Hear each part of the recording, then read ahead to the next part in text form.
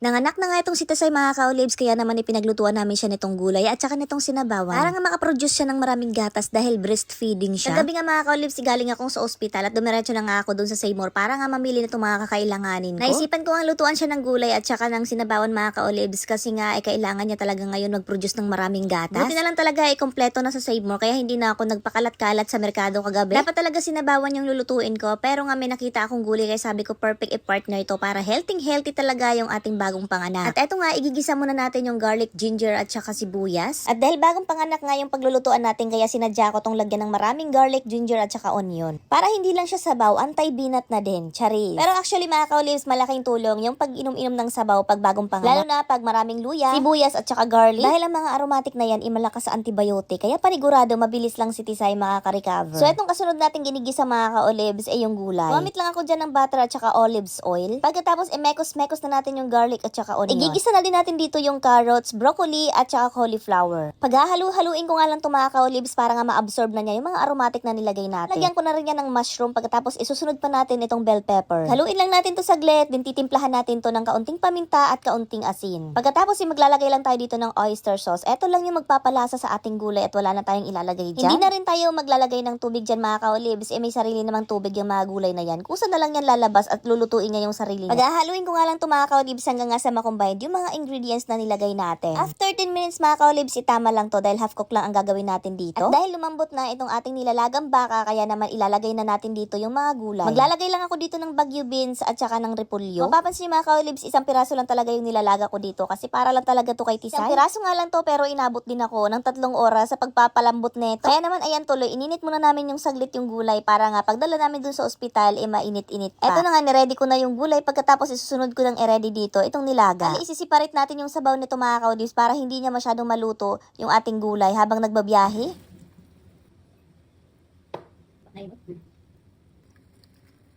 Nailagay na nga namin sa mga lalagyan yung mga babaunin namin sa ospital mga ka-olives, kaya naman eto na, ready na kaming umalis. Nagmotor nga lang kami ni Pinsan mga ka-olives nga para mabilis kami makarating doon. Medyo maulan pa nga sa pagbibiyahe namin dyan mga ka-olives pero carry lang dahil hindi naman siya lumalakas.